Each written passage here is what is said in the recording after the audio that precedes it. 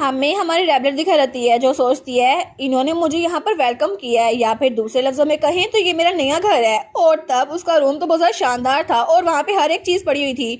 वो सोचती है ये मेरा बेडरूम है और बेड भी बहुत ज़्यादा सॉफ्ट था। और वहाँ पे मेड जो सर्वेंट्स को काम कर रहे थे वो सोचती है मुझे लगा था ये मुझे दुश्मन समझेंगे क्योंकि मैं फेलिसिटी फैमिली से आई हूँ, लेकिन ये लोग मेरे साथ अच्छा सलूक कर रहे हैं। तो वो सोचती है पता नहीं, मुझे तो याद भी नहीं है कि आखिरी बार जब मैं प्रिंस के साथ थी तो मेरे साथ कैसे सलूक किया गया था। तो तभी वहाँ पे मेड उसको देखती है, वो कहती है मुझे माफ़ कीजिएगा, हम लोग बहुत ज़्यादा शोर कर रहे हैं ना। वो कहती है नहीं नहीं कोई बात नहीं। तो तब वो कहती है आप बहुत थक गई होंगी ना, तो आप आराम से लेट जाएं, ठीक है। और तब वो कहती है हमें लगा था ये पूरी जगह ये बिल्कुल फैमिली के बगैर है, लेकिन हम पूरा दिन कोल्ड ब्लडेड ड्यूक और लिटिल लॉर्ड के साथ गुजारते थे। लेकिन हर कोई बहुत ज़्यादा खुश है कि यहाँ पर आप जैसी लवली मास्टर आ गई हैं जो बिल्कुल एक डॉल की तरह दिखती हैं। तो वो कहती है क्या एक डॉल? और वो सोचती है कितने टाइम बाद किसी ने मेरी इस तारीफ की है ना। तो वो कहती है कोई बात नहीं, अभी तक मैंने आपको इंट्रोड्यूस नहीं करवाया ना, तो मैं आपको अपने आप को इंट्रोड्यूस करवाती हूँ। मेरा नाम है शार्लेट और मैं आपकी पर्सनल मेड हूँ और मैं बहुत ज़्यादा फास्ट और एफिशिएंट वर्कर हूँ, ठीक है, आप उस पर डिपेंड हो सकती हैं। तो हमारी सोचती है ये तो बहुत ज़्यादा पावरफुल है। वो कहती है आपसे मेरे को बहुत ज़्यादा खुशी हुई शार्लेट। और वो कहती है ठीक है तो कल आपसे ड्यूक मिलेंगे और अभी हम यहाँ से निकलते हैं। और तब वो सर्वेंट को भी वहाँ से ले जाती है। वो कहती है ठीक है अब आप रेस्ट करें, हम लोग चलते हैं। और तब वो कहती है ठीक है अभी के लिए जाओ। और तब वो सोचती है आई गेस कि मेरा सबसे ज़रा बड़ा मसला वो ख़त्म हो गया कि ये लोग मुझे तंग नहीं करेंगे, लेकिन इसका मतलब है कि मैं यहाँ पर आराम से रह सकती हूँ। और तब अपनी लगेज को देखती है। वो सोचती है इतना ज़्यादा लगेज तो नहीं था मेरा, पता नहीं इतना ज़्यादा सामान कैसे आ गया। और तब एक बॉक्स की तरफ देखती है। वो कहती है ये बॉक्स तो मैंने कभी भी नहीं देखा, इसमें क्या है? और वो सोचती है पता नहीं शायद ये गलती से आ गया हो, लेकिन जब उसको खोलती है ना तो उसमें एंटीडोट था। वो सोचती है नहीं कहीं ये वही एंटीडोट नहीं, इसका मतलब है कि मुझे हर हफ्ते एक एंटीडोट लेना होगा वरना वो जहर मेरी बॉडी में फैल जाएगा। तो इसका मतलब है कि एम्पर मुझे डराने की कोशिश कर रहा है। और वो सोचती है उसने कहा था कि जब मैं जहाँ मर्जी हूँ वो मुझ पे नजर रखेगा, तो इसका मतलब है ये मेरी तरफ एक धमकी है। लेकिन अच्छा हुआ ना मैंने जाने से पहले कैरिस से मिल लिया और मेरे पास रपेल फ्लावर्स भी पड़े हुए हैं, क्योंकि अगर ये एंटीडोट काम ना किया तो मैं रपेल फ्लावर्स खा लूंगी। लेकिन फिर भी अभी के लिए मुझे रपेल फ्लावर्स नहीं खाना चाहिए, क्योंकि अगर मैंने डिटॉक्स करने की कोशिश की तो बाहर वाले को पता चल जाएगा और फिर एम्पर मुझे वापस बुला लेगा। लेकिन सिर्फ एक मसला बचा है। उसने कहा था कि मुझे ड्यूक के खिलाफ कोई सबूत चाहिए, लेकिन मैं ड्यूक के खिलाफ कोई सबूत कैसे पेश करूं? अगर मैंने ऐसा किया तो ड्यूक के डाउनफॉल में मैं ही जिम्मेदार होंगी, लेकिन मैं ऐसा नहीं करना चाहती, लेकिन मुझे यहाँ पे रहना चाहिए। और ताव लेटते हुए सोचती है सबसे पहले मुझे नींद लेनी चाहिए, क्योंकि आज का दिन तो मुझे बहुत ज़्यादा नींद आ रही है। और इस तरह आज का दिन तो बहुत ज़्यादा लंबा गुजरा और फाइनली वो सो गई। लेकिन तब 2-3 दिन बाद वो बेचारी, उसको तो बुखार हो गया था। तो तब उसके पास सब लोग थे। वो कहते हैं तुम ठीक तो हो ना रेबलर? वो कहती है हाँ मैं ठीक हूँ, लेकिन पता नहीं मैं बीमार कैसे हो गई। तो ड्यूक उसके सामने बैठा था। वो कहता है अगर तुम बीमार हो तो मुझे बता दो ना, मैं डॉक्टर को बुला लाता हूँ। वो कहती है नहीं इतनी बीमार नहीं हूँ मैं। तो वो कहता है शार्लेट जाकर डॉक्टर को बुला के लाओ। वो कहती है नहीं आपको बुलाने की जरूरत नहीं है। और वो सोचती है अगर डॉक्टर आया तो उसको पता चल गया कि मेरी बॉडी में पॉइजन है, फिर तो ड्यूक को मुझ पर शक हो जाएगा ना। वो कहती है जब मैं प्रिंसेस की पॉइजन टेस्टर थी ना तो मैंने पॉइजन फूड खा ली थी, इसी वजह से शायद ऐसा हो रहा होगा। तो उसकी वेट कहती है माय लेडी आपने पॉइजन फूड क्यों खाई थी? तो ड्यूक कहता है फिर भी 3 दिन से तुम बुखार में तप रही हो, हमने बहुत ज्यादा कोशिश की, फिर भी तुम हमें मना कर रही हो डॉक्टर को ना बुलाएं, आखिर ऐसा कैसे चल सकता है? और ये ऑब्वियस है ना तुम्हारी बॉडी बहुत ज्यादा वीक है और तुम्हें ट्रीटमेंट चाहिए। तो तब ड्यूक उसको देखता है। वो कहता है ठीक है तुम तो बहुत ज्यादा स्मार्ट हो, लेकिन फिर भी तुम एक छोटी बच्ची हो और तुम्हें अपने आप पे इतना ज्यादा बोझ नहीं डालना चाहिए। और मुझे कभी समझ नहीं आता तुम्हारे दिमाग में चल क्या रहा है? वो कहती है क्या मेरे दिमाग में? तो तब उसको लिटा लेता है अपनी गोद में। तो वो कहती है क्या? तो वो कहती है आखिर ये सिचुएशन क्या है? तो ड्यूक कहता है मुझे किसी ने बोला था कि मेरी बेटी वो ग्लास से भी जरा फ्रेजाइल है और तुम तो बहुत जरा वीक हो। तो वो कहती है क्या ये बात?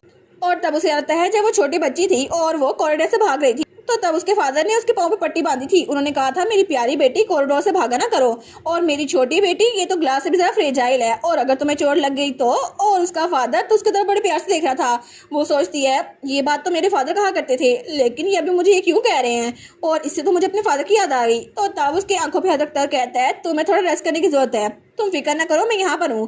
तो वो सोते हुए सोचती है पता नहीं ड्यूक मेरी इतनी फिक्र क्यों कर रहे हैं। और तब दूसरी तरफ हमें स्पोर्ट्समैनशिप अकेडमी दिखा जाती है, जहाँ पे ट्रेनिंग सेंटर नंबर 2 था और वहाँ पे कोई ट्रेनिंग कर रहा था। तो तभी वहाँ पे कोई भागता हुआ आता है। वो कहता है लॉर्ड रुआन। तो रुआन कहता है हाँ क्या हुआ? तो उसका साथी कहता है मुझे माफ कीजिएगा इंटरप्ट करने के लिए, लेकिन हमें ड्यूक की तरफ से एक इन्फॉर्मेशन मिली है। वो कहता है क्या ड्यूक की तरफ से इन्फॉर्मेशन? तो वो कहता है मुझे माफ कीजिएगा लेकिन ये इन्फॉर्मेशन बहुत ज़्यादा इंपॉर्टेंट है, इसलिए मैं फ्रस्ट्रेट हो गया। तो रॉन कहता है ठीक है कह भी दो। तो वो कहता है ऐसा लगता है ड्यूक ने एक बेटी को अडॉप्ट किया है। वो कहता है क्या एक बेटी को? और तब हमें रुआन दिखा रहता है जो कि ड्यूक की तरह ही बहुत ज़्यादा हैंडसम था। तो वो कहता है क्या, लेकिन ड्यूक को एक बेटी को अडॉप्ट करने की नौबत ही क्यों पड़ गई। और दूसरी तरफ हमें हमारी रेबलर दिखा रहती है। वो सोचती है यहाँ पे आने के बाद मैंने रिकवर होने पे फोकस किया और मेरी लाइफ तो बहुत हैप्पी हो गई। अब तो मेरा जितना दिल करता है मैं जितनी चाहे बुक्स पढ़ सकती हूँ और सबके साथ बातें कर सकती हूँ। लेकिन मेयर ने मुझे कहा था अगर आप मुझसे फॉर्मली बात करती रही ना तो मैं भी आपको ह्यूमन डोल करना शुरू कर दूंगी। वो कहती है ठीक है। और उसके बाद मैंने रेगुलर मेडिकल चेकअप भी करवाना शुरू कर दिया। लेकिन फॉर्चुनेटली एम्पर के पॉइजन के बारे में किसी को पता नहीं चला और फिर मेरा दिन तो आराम से गुजर गया। और इस तरह एक हफ्ता कैसे गुजर गया मुझे पता भी नहीं चला। और तब वो कमरे से बाहर निकलती है। वो सोचती है यहाँ पे कोई भी नहीं है ना। वो सोचती है अच्छा हुआ ना, हर कोई मेरे बारे में और प्रोटेक्टिव हो रहा था, मुझे कुछ टाइम अकेला भी गुजारना है। तो तब वहां जाते हुए सोचती है अच्छा है ना मैं रेस्ट कर रही थी लेकिन पता नहीं मुझे क्या करना चाहिए। और कल मैं जरूर कुछ ना कुछ ढूंढूंगी और कोई अर्जेंट स्टफ मुझे खुद से बनाना होगा ताकि एम्पर मेरी जान छोड़ दे। फॉर एग्जाम्पल मुझे अपने में से कुछ बातें बनानी होगी। तो तब वो सोचती है लेकिन कल होते ही मुझे सबसे पहले ये डिसाइड करना होगा कि मुझे दूसरे प्रोटैगनिस्ट को कैसे इग्नोर करना है जो कि प्रिंसेस को पसंद करता था और वो था रुआन, ड्यूक का बेटा। लेकिन तभी पीछे से कोई आता है। वो कहती है कि ये कौन है, लेकिन जब वो पीछे मुड़ के देखती है तो वहां पे रुआन ही खड़ा था, उसका अडॉप्टेड भाई। तो वो उसको देखती है। वो कहती है क्या यहाँ पर आ भी गया रुआन, ये तो सेम टू सेम ड्यूक की तरह है और इसके सिल्वर बॉल और ये तो इस वक्त ट्रेनिंग में आना चाहिए था ना। वो कहता है क्या तुम हो मेरी छोटी बहन। वो कहती है क्या इसको मुझे इंट्रोड्यूस करवाना चाहिए। वो कहती है हाँ मैं ही हूँ। लेकिन तभी वो तलवार करता है और हमारी हीरोइन के कान पे हल्का सा कट लग जाता है। तो तब वो कहता है मुझे नहीं पता तुम यहाँ पर क्यों आई हो और क्या प्लॉट कर रही हो, लेकिन ड्यूक का सक्सेसर सिर्फ मैं बनने वाला हूँ, तुम नहीं बनोगी। तो ये बात कभी ना भूलना और दोबारा कभी भी भूल के भी मेरे सामने मत आना। तो वो कहती है क्या, और वो उसको धमका के वहां चला जाता है। तो तब हमारी हीरोइन डर के नीचे बैठ जाती है। वो सोचती है मुझे पता है कि मुझे उसे नहीं मिलना चाहिए था लेकिन ये कुछ ज्यादा ही है ना। मैं खुद अडॉप्ट नहीं होना चाहती थी लेकिन ड्यूक मुझे अडॉप्ट करके लेके आए, अब मैं क्या करूं। और तब वो सोचती है कल के बाद जो कुछ हुआ मैंने डिसाइड किया कि मैं रुआन को दोबारा नहीं देखूंगी। लेकिन तब मेरे उसे कहती है ऐसा लगता है कि सर रुआन एनेक्स में ही रहने वाले है। तो वो कहती है क्या यहाँ पे रहने वाला है, लेकिन क्यों। वो कहती है जी लेकिन आपके बालों पे कौन सा रिबन सूट करेगा। और तब वो सोचती है पता नहीं वो यहाँ पर क्यों आ गया है। तो उसकी मेट कहती है फिक्र ना करे, मे भी वो आपसे क्लोज होना चाहते हो इसीलिए वो यहाँ पर आए हैं क्योंकि आप उनकी छोटी बहन है ना।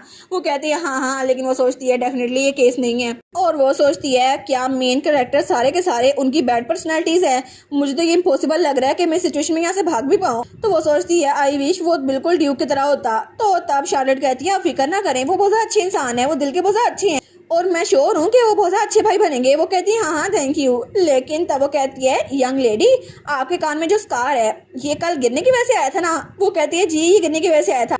तो तब वो कहती है एनीवे शार्लेट अगर तुम जल्दी नहीं करोगी तो हम लेट हो जाएंगे। वो कहती है जी हम पहले लेट हो चुके हैं लेकिन हमें मेन बिल्डिंग में जाना है ना। और वो सोचती है आज ड्यूक के साथ मेरा ब्रेकफास्ट करने का पहला दिन है। और तब वो लोग वहाँ पे ग्रीन हाउस में बैठे हुए थे। तो तब वो वहाँ पर देखती है तो खाना बहुत सारा था। तो वो सोचती है वाह ड्यूक के घर में ऐसी जगह भी थी मुझे पता नहीं था और यहाँ पे तो कितने सारे रेयर प्लांट्स है ना, मैंने तो ये सिर्फ बुक्स में देखे थे। तो ड्यूक कहता है मैंने सुना था कि एक बेटी के साइड पे फूलों का होना बहुत ज्यादा जरूरी है इसलिए मैं तुम्हारे लिए एक गार्डन बनवाया, क्या तुम्हें ये पसंद आया।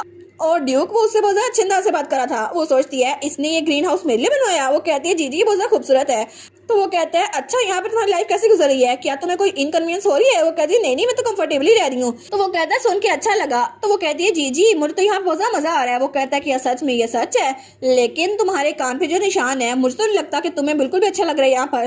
तो वो कहती है क्या ये तो कल मैं एक दरख्त से नीचे गिरी थी ना इस वजह से मेरे कान पे निशान आ गया। वो कहता है एक दरख्त से, तो इसका मतलब है मुझे सारे दरख्त को उतार देना चाहिए। वो कहती है क्या सारे दरख्तों को। तो ड्यूक कहता है सारे दरख्त यहाँ से उतरवा दो, ये बच्चों के लिए बहुत ज्यादा डेंजरस है। वो कहती है नहीं ड्यूक एक मिनट रुको सही, असल में क्या आप उसको ऐसे नहीं छोड़ सकते हैं, मुझे प्लांट्स बहुत ज्यादा पसंद है ना और इसके अलावा ट्री तो इनोसेंट होता है ना। वो कहता है अच्छा तुम कह रही हो तो फिर ऐसा ही करता हूँ। वो कहती है थैंक गॉड। तब ड्यूक कहता है और इसके बदले में अगर तुम्हें कोई भी चीज चाहिए हो तो मुझे बता देना, ठीक है, जैसे तुमने अभी कहा। वो कहती है जी।